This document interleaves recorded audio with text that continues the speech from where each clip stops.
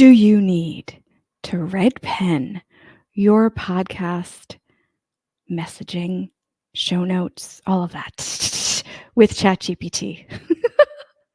If you're too old to remember this awful creature in the classroom, I'm very happy for you. That's what we're going to be talking about today in this episode. Hi, I'm Steph from Coffee Lake Media. And other than my obsession with stationery and pens, I'm obsessed with the best way to use ChatGPT for your podcast purposes. I also wear a lot of other hats in podcasting. If you'd like to know what they are or how I can help you, coffeelikemedia.com will be in the show notes or video notes, depending on where you're consuming this.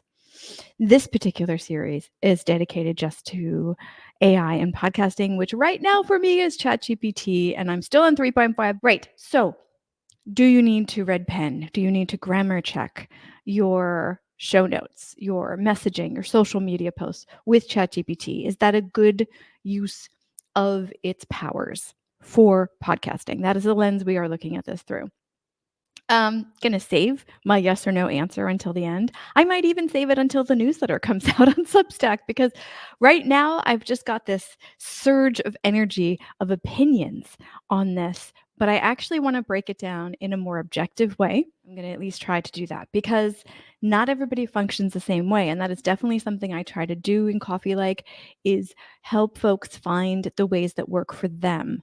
And so although I have strong opinions, I really, really don't want to push them on you. I just want to give you some ideas on the questions I have, the things that I think would make it a good idea and bad idea and all that kind of stuff. So you have things to think about to make a very conscious decision. So let's do this. This was all prompted, no pun intended, but let's laugh anyway, by this list of prompts. There's a lot of folks out there who are obsessed with finding the perfect prompt for things. And I get it. Optimization is something that can help us. It's something that can get us from doing a mundane task to barely doing it so we can put our brain power into other things. I get that. But the advantage I'm seeing in ChatGPT right now is that it helps me think through things that are heavier lifts than a grammar check. There's a lot of grammar checking things happening in Google Docs already that I find very useful. Shoot, I host my podcast on Buzzsprout, and if I remember correctly, I think there's a grammar check thing in there. I'd have to double check. But there's grammar checks built into so many different things already that part of me thinks, this doesn't really need to happen. And I want to share with you the flow of a grammar check prompt that I found today. But because I'm going to be critiquing it, I'm not going to show it, because I'm not here to shame anybody or say that's awful. That's not where I live in this world. So I'm not going to show it, but I want to give you the general gist of what they're doing, and then I'll kind of break down my reaction to it, basically. Okay. So basically what they're doing, it's a lot of prompt chaining, but not prompt chaining. Let me explain that better. It's a lot of setting the context and doing all the things you would do in the back and forth thing that I'm currently obsessed with, which is prompt chaining, but in one prompt. So initially, and I'm not going to read it because, again, I'm not here to point at anybody's work and say this sucks. That's not the thing. Initially, they're giving the overview of what they're looking for. They're giving it the personality as well, like who they're an expert of. They're doing they're saying your goal is a deep critique of my writing, pointing out mistakes and areas for improvement. Okay, and then they have a list of look out for these things. And you can guess what they are, like spelling errors, punctuation mistakes, incorrect verb tenses, blah, blah, blah. The list is good. I love lists. I'm not sure I would do the list in the beginning. For me, I'd probably do that part 2 of the prompting, but you know what? We communicate in different ways. And that's what we're doing with ChatGPT. We're communicating. So whatever works well for you. But let me go further into this, because that's not the thing that prompted me. Okay, that one I meant to say, prompted me to react so strongly. So for each text that they're giving it, they want it to give a detailed explanation of the problem and how to fix it. After completing all of those mistakes, they want a score of 1 to 5 to rate their writing based on mistakes. Is that what they're basing it on? So you can already tell from my voice, I'm judging that one. Yep, I'll own that. And giving a reasoning for the score. Wait, let's go back to the list then. There's 1, 2, 3, 4, 5, 6, 7. 1, 2, 3, 4, 5, 6, 7. 7 items they're asking them to look out for. How many of them are right and wrong, kind of red penning stuff? I'm going to refer to this a lot. 1, 2, 3, 4, 5, 6, 7. All of them. All of them are red penning. All of them are very, very technical language usage kind of stuff. All of them. So they're asking them to give it a score on how correct their writing is. Okay. And then the next thing, reminding it that it wants to be constructive and specific. Yeah, that's a good reminder. And then provide your full analysis. Tags at the end. I don't see any tags. Oh, I think they're grouping the 7 things they're looking out for. I think they're grouping them together. Okay, that makes sense. That's helpful. So, I mean, the prompt is written very clearly. I have no problem with that. The problem I have is that it goes back to a lot of stuff I used to do in the language classroom. I taught adults and late teenagers, early 20s, university students, that kind of thing, how to write to sound like them in different contexts, in a business context, in an academic context, in a less formal online context. And the main thing that I always was a proponent of bringing out is their voice. How do you sound? Yes, you want it to be free of a lot of errors. Like, you don't want it to have many errors because that will stop people. People will be like, I can't understand what they're saying. Yeah, okay, that's true, especially verb tenses. If you mess up verb tenses, you mess up time and people truly can't understand what you're saying. However, if the only thing you're asking it to do is to correct things that already exist in pre-existing programs and to give you a score, I'm not really sure that elevates what you're using ChatGPT for podcasting purposes. Like, how important is it that you have all of these very red penny things with your, let's say, your podcast description, your episode description, your episode summary? How perfect does that need to be? And to be quite honest with you, a lot of podcast descriptions are written in informal, like spoken English. A lot of stuff that, for example, ChatGPT has been trained on is very formal academic English. Those are 2 very different things. Do you really want it correcting your language to sound academic?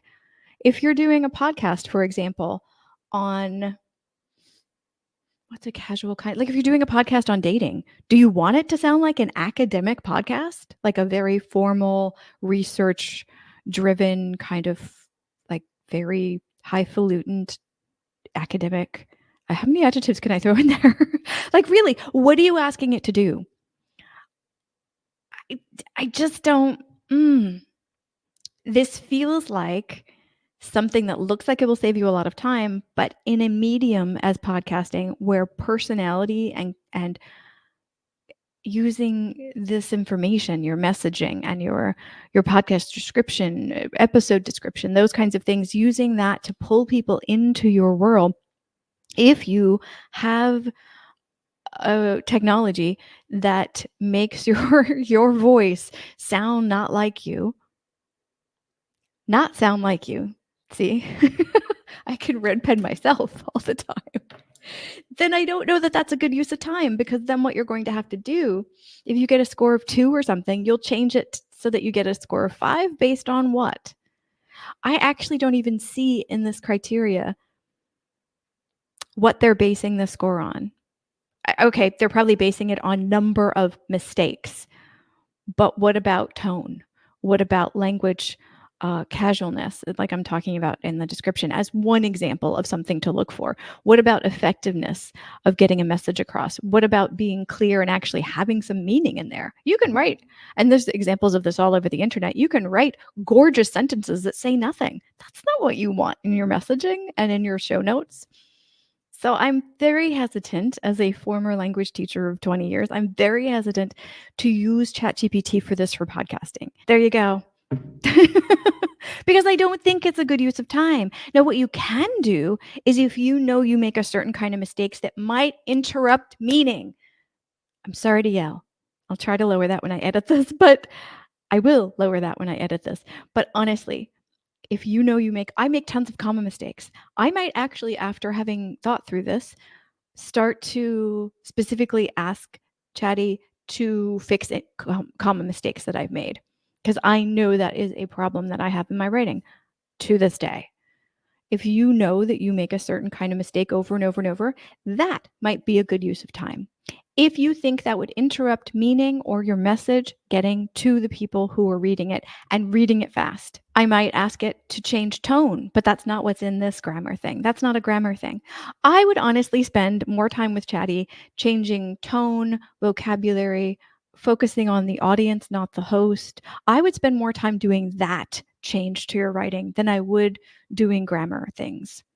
That's my opinion on how to use this tool to get your messaging, your writing, any text that you have surrounding your podcast to help you attract and keep and inform the people that are consuming your podcast content. That's where I think the most power comes from ChatGPT for podcasting purposes, is to help you make it more like you, is to bring out your voice, not to red pen it. I feel like those tools already exist, and to map those over into Chatty for an audio medium that's very personality based, that is really about connections and intimacy, I don't think this is the best use. Having said that, if that's something that you really struggle with and you find that people read your stuff and say, I don't understand what you're saying, maybe you do need a few components of this. Maybe. So that is an option. Like I said, for me, for commas, I might start doing this because that might help me. Does a lack of commas hurt people understanding what I'm saying? I have no idea. But I might try it out because, hashtag experiments. That's what I live for. So there's something that can be done from this, but as a giant prompt and scoring or writing for podcasting purposes, I don't think we need all of that. I don't think we need most of that. I think we need to focus more on setting the tone and the feel and the meaning of what we're writing. That's my opinion. And apparently I'm not hiding it.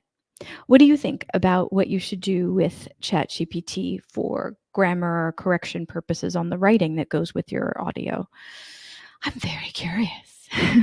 There's also a newsletter that goes with these episodes over at aiandpodcasting.substack.com. I had to think for a second because we just rebranded from Coffee Like Experiments, and pretty shortly you'll understand why I'm redoing the entire YouTube channel that goes along with this. Yes, it's audio, video, and text because I want to reach as many people as possible with all of this. And that's also what I do with my clients. I help them get their voice out in as many ways as possible to reach as many people as possible. If you need help with your podcast newsletter, or podcast YouTube channel, especially static image channels or optimization, hey, reach out. I promise I won't red pen your outreach. And that is the worst joke that I've had today. Yay. aiandpodcasting.substack.com. Until next time, bye.